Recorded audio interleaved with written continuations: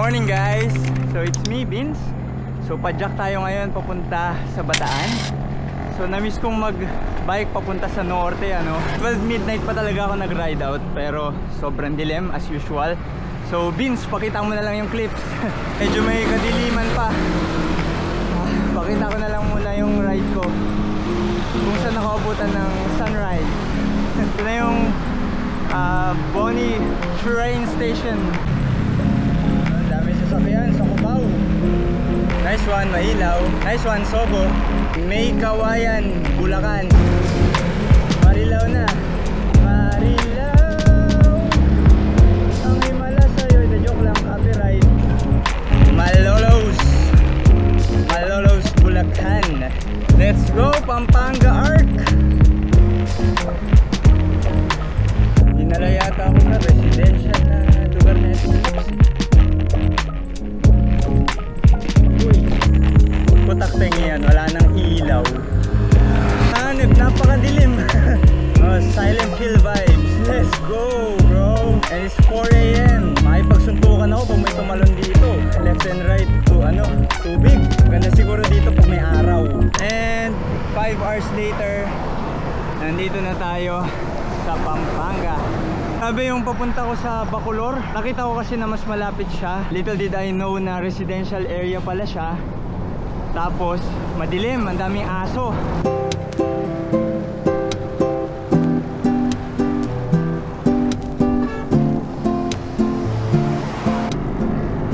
Pasikat na yung araw mga idol.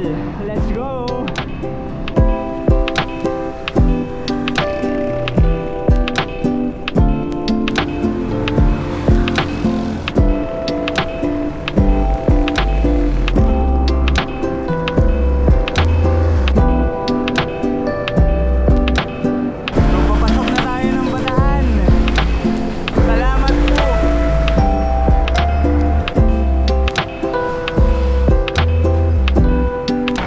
Pasok na tayo sa Bataan. Tigil na natin itong video na to.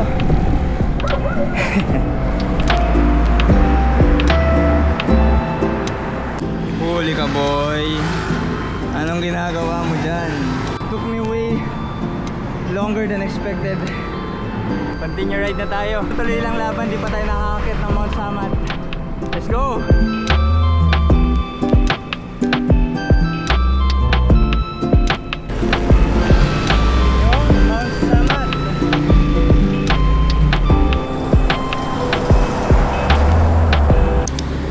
Nakaka 110 na tayo. Gutom na ako. May McDo rito. Yeah, consuming all sugars at once. So 3 packs ito. Right now, dito ako ngayon sa McDo Hermosa. We are around 35 kilometers away from Mount Samat, Detmar Shrine. Gusto ko kasi talaga siyang mabisita ever since nagbabike ako. Ayun! Kitang-kita. Defective na talaga yung inner tube na itong spare ko eh. Also, nakalimutan ko yung neck gaiter ko tayo sa init. Sakto, may vulcanizing shop. Okay na. Hopefully hopefully di na ulit mag-flat. Feel like I've heard this phrase before, no? Oh, hello. Abay, ayos talaga to ah.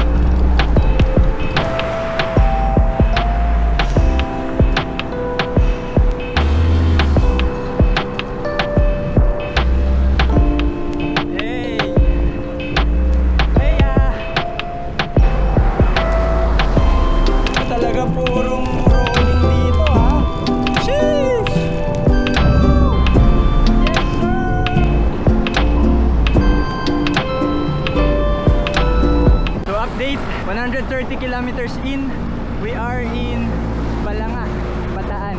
2 kilometers na lang and then we'll turn right. Tapos papunta na siya sa Mount Samat. Okay, let's go! I think yun na siya. My God, parang malayo pa, pero 10 kilometers, bro. Okay, alam ko, dito ka nakakanan para makapunta sa Samat. Let's go. Tanaw mo na siya dito.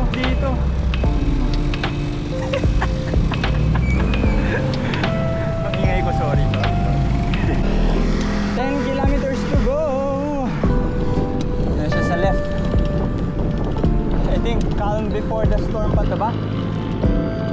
What? Saan ako magla-left? Ah, ito pala. Dambana ng Kagitingan. Oh, sus Mario Joseph! Oh my God.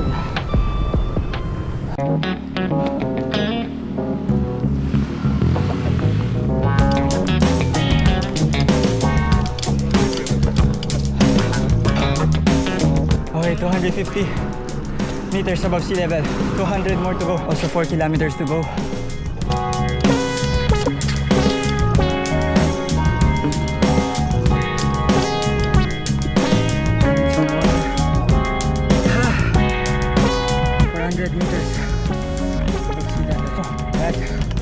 Grabe oh. Grabe yung siko yan. Ganda ng puno sa left. Wow. Sama. Init. Dito po? Di naman po kaya tumawala. May kadena naman ako. Saan ko po pwedeng i-kadena? 20 pesos each, ma'am. Sige po. 20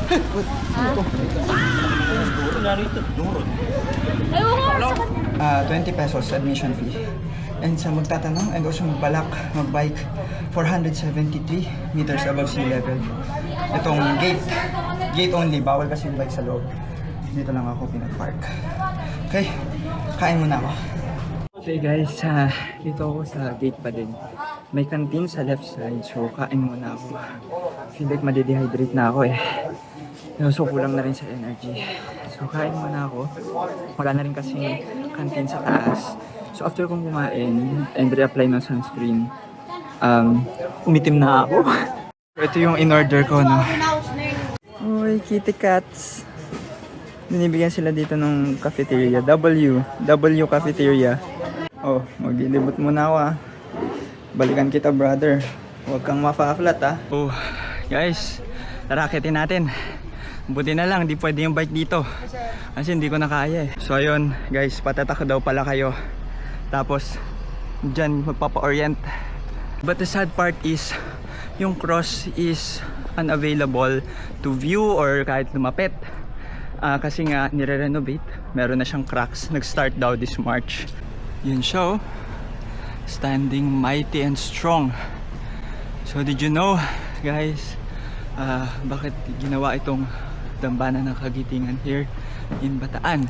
Because it's a symbol to honor and commemorate our fallen Filipinos and also American soldiers during the World War II. Let's not forget what the Japanese did, all of their war crimes. Ayo!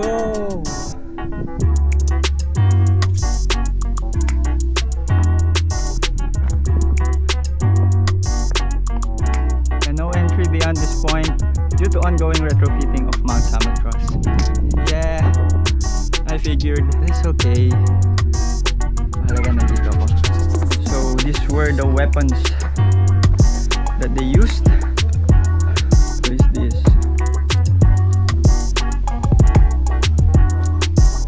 Whoa! Damn.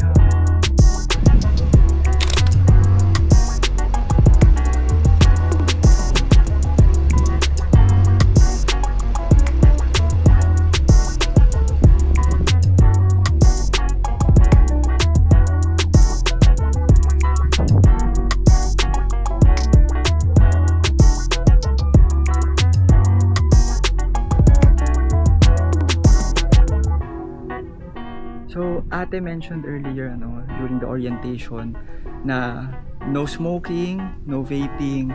You can take photos, videos, whatsoever. Pero huwag kayong sasayaw. Let's honor those who have fallen during the World War II, the Bataan Death March. Yun lang guys.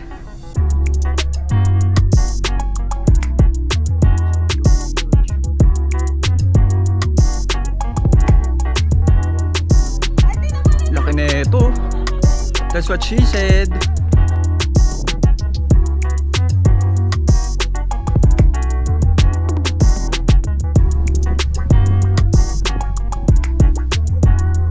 Ang ganda mo, Mount Samat. that's it for Mount Samat. Punta naman tayo sa ibang destination sa Bataan, especially sa Pilar. Let's go! So I think napansin nyo kanina, nagpalit na ako ng mount. So nakaganyan na siya.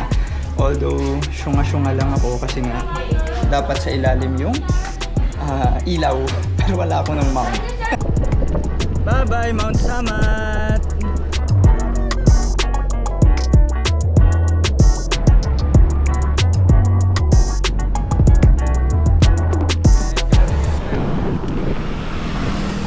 Let's go!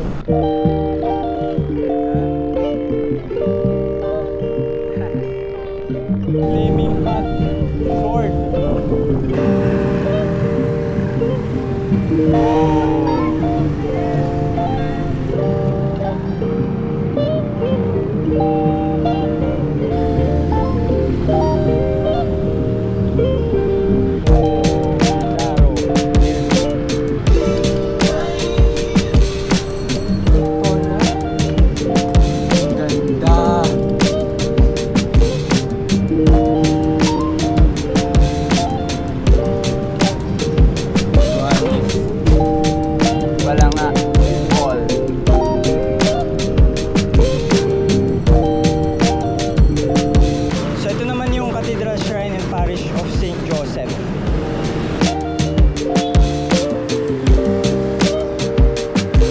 That's it for Balanga, no?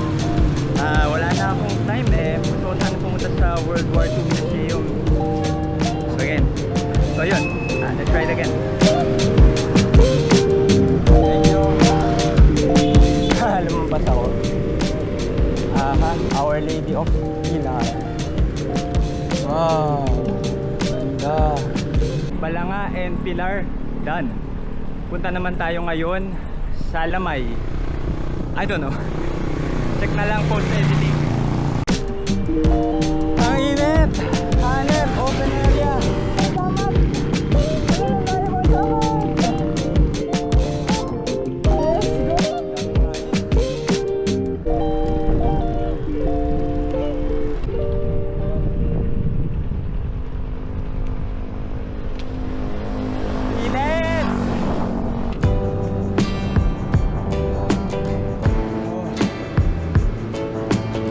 Limay na tayo. Our last destination. Woo!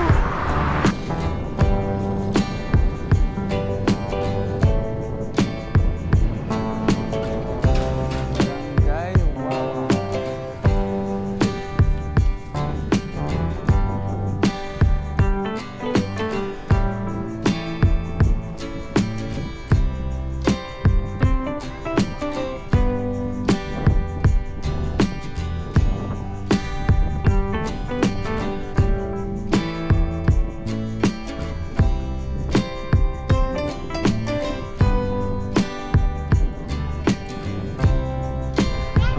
Time na.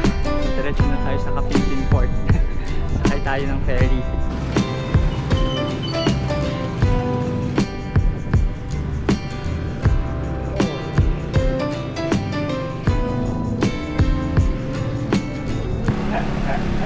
May sumigaw kasi nakita nagka-camera ako. Ito na, hindi ko alam na hindi pala po pwede magsakay ng bisikleta sa Bataan to Manila Ferry. Yun yung pagkakamali ko sa ride na ito. I've tried calling yung landline nila beforehand pero wala sumasagot. At wala din option to message them through their Facebook. So yun mga kapadyak, sa mga nagpaplano na mag-ferry pa uwi, apparently hindi pala siya pwede. Pero okay lang, meron namang bus dito sa mga Gedli lang at terminal sa SM City Bataan sa Balanga.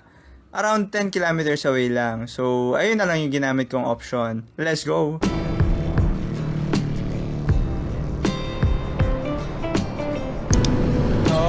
Back to Balanga ulit. Kung alam ko lang.